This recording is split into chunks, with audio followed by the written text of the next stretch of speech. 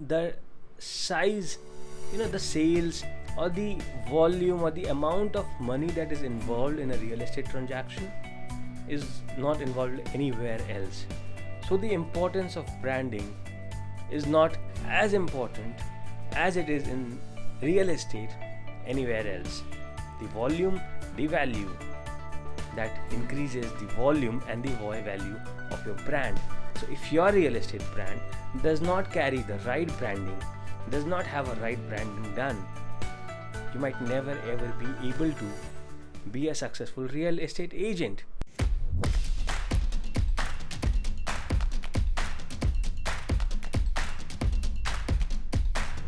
Hello friends, welcome back to Real Estate Websites and Marketing Show with me, Savan Kumar.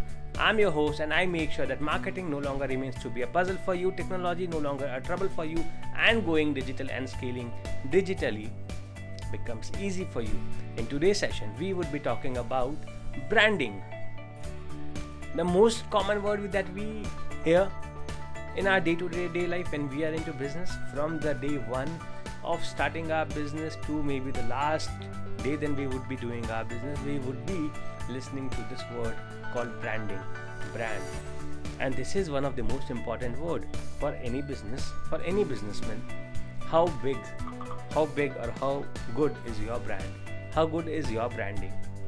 But even though we listen to this all through our life, most of us are never able to, sort out the mystery around branding.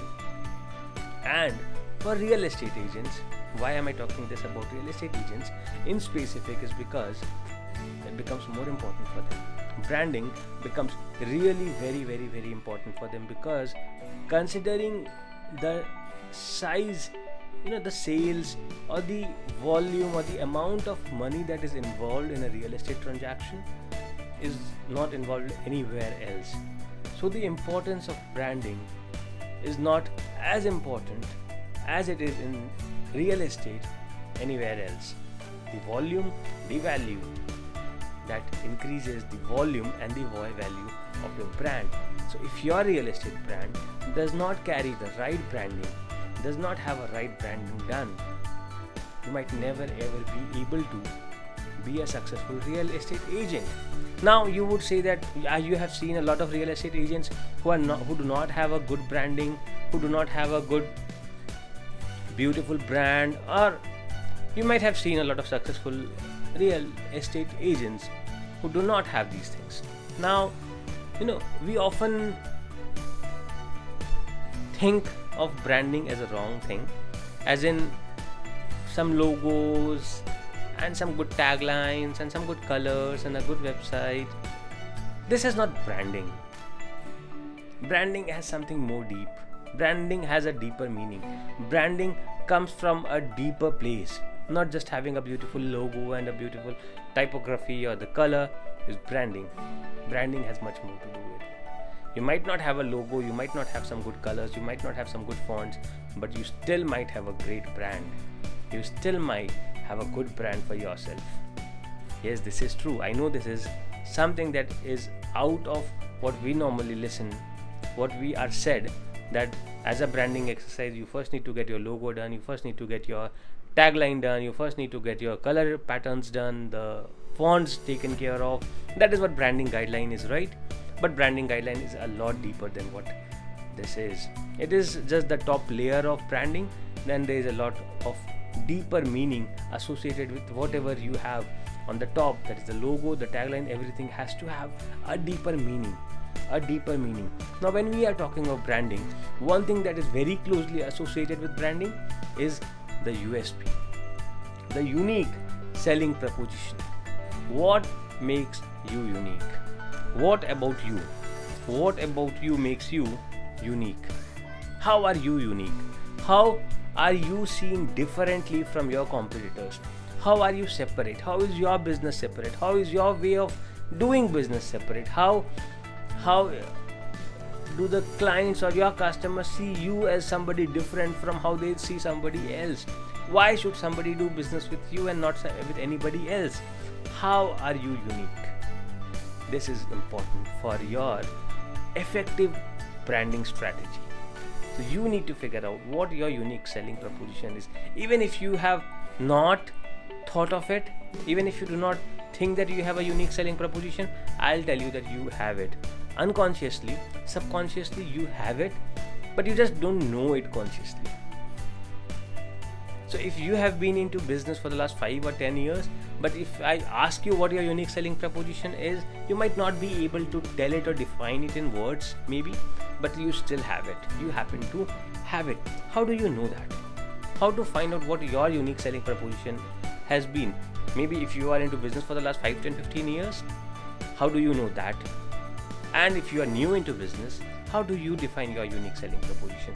So let's start with somebody who has already been into business for quite some time, but still has not been able to define his unique selling proposition. So the one thing is, what are the ultimate benefits that you are giving to the client that nobody else does? Why do you think that the client comes to you or should come to you and not go anywhere else? Why? Note it down. Put it down on the paper. What makes you different? What is the ultimate benefit that you give to the client? Why do you think the client should be coming back to you or comes back to you? What and how you make things easy for your clients to transact with you? How? Either being physically available or being always available on phone. How exactly do you make your availability easy for your clients? How do you make every single transaction easy for your clients? How or what testimonials or good feedbacks have you received from the client? Now from those testimonials or feedbacks from the clients that you have received in the past, if you summarize them, you might be able to find your USP. Because they will tell you what they like about you. They will tell you what was unique about you. They will tell you what was different about you. So if you do not have taken the testimonials or taken the feedbacks from your past clients, start doing it now. That is one place where you can figure out what your USP is. Yes, your clients will tell you what your USP is. And once you have your unique selling proposition sorted, once you have it documented, that is the stage from where you start building up your brand. Because your brand is you. In real estate especially, your brand as a real estate agent is no company name, no color coding, no logo, nothing but you. So with this unique selling proposition, this becomes the root of your branding. The better the unique selling proposition is, the better your brand will be. The stronger the unique selling proposition is, the stronger your brand will be. Now that you have the USP ready with you, now let us move to the next steps. Number 1 would be, find out the tagline. So from maybe those 4, 5, 6 points of unique selling proposition, find out a unique tagline. Something that is defined in 3, 4, 5, 6 words, as small as it can be, but it summarizes everything. Like you have seen taglines of all the big brands and the small brands and your competitors. Maybe you can review your competitors' taglines. That is the best place to go. Review all of their taglines, about 50 of them maybe.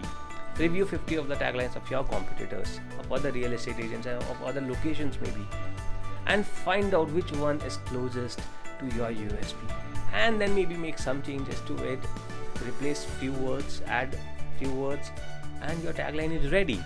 Now when your tagline is ready, figure out your logo. You need to figure that out, what your logo should look like, because no branding agency or no marketing agency or nobody can have the view or the look of the business the way you have it.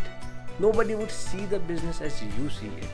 So it is best to give to the designers or to the agencies that you are working with your ideas and your inputs of how you want your brand to be, how you want your tagline to be, how you want your website color to be, because you know your customers well, you know your industry well, you know your USP well, you by default are into that.